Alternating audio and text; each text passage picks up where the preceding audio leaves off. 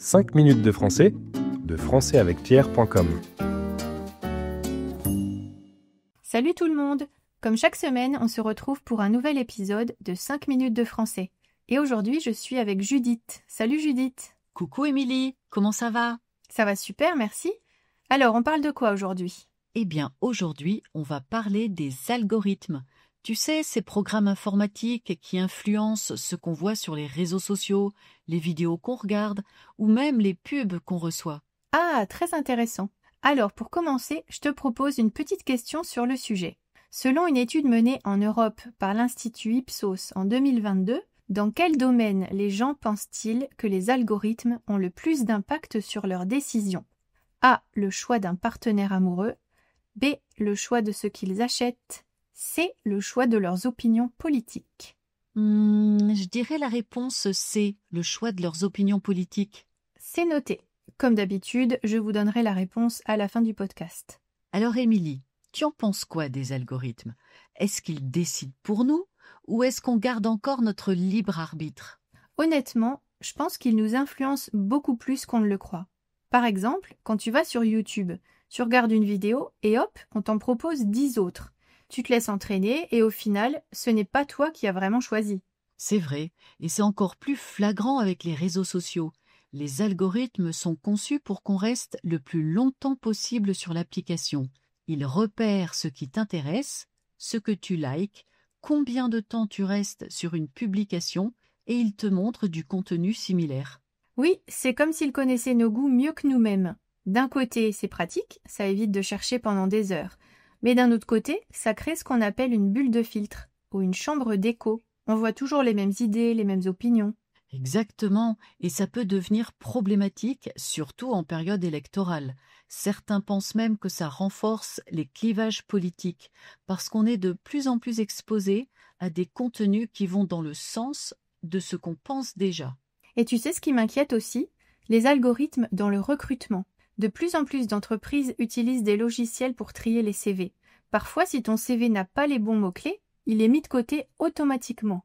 Et c'est vraiment injuste. Il y a des candidats très compétents qui passent à la trappe juste à cause d'un robot. On en vient à adapter nos candidatures aux machines, pas aux humains. Après, il faut reconnaître que les algorithmes peuvent aussi nous aider. Dans la santé, par exemple, ils permettent de repérer certaines maladies plus tôt grâce à l'analyse de données. Oui, ou dans les transports. Avec les GPS intelligents, on gagne un temps fou.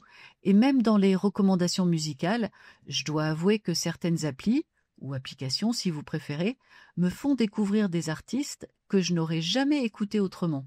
Bref, comme souvent, ce n'est pas tout noir ou tout blanc. Le problème, c'est quand on oublie qu'il y a un algorithme derrière. On croit qu'on fait des choix libres, alors qu'ils sont déjà orientés. Et surtout, il faudrait plus de transparence, savoir comment ces algorithmes fonctionnent, qui les programme, avec quels objectifs, parce que derrière, il y a toujours une logique économique ou idéologique. Tout à fait. Bon, c'est l'heure de la réponse. Suspense! Alors j'avais choisi la réponse C. C'est la bonne réponse? Et non, la bonne réponse était la réponse B, le choix de ce qu'ils achètent. Selon l'étude Ipsos de 2022, 64% des Européens estiment que les algorithmes ont une grande influence sur leurs décisions d'achat. Ah oui, ça ne m'étonne pas en fait. Entre les recommandations, les pubs ciblées et les plateformes de e-commerce, on est clairement guidé, voire manipulé.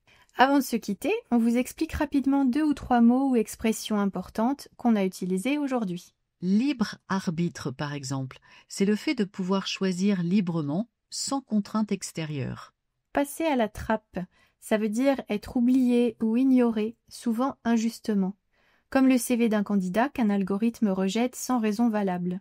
On a aussi utilisé le mot clivage, qui signifie simplement une séparation, une division importante d'idées au sein d'un groupe d'humains.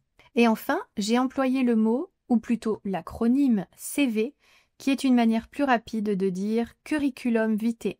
Voilà, on arrive à la fin de cet épisode. On espère qu'il vous a plu.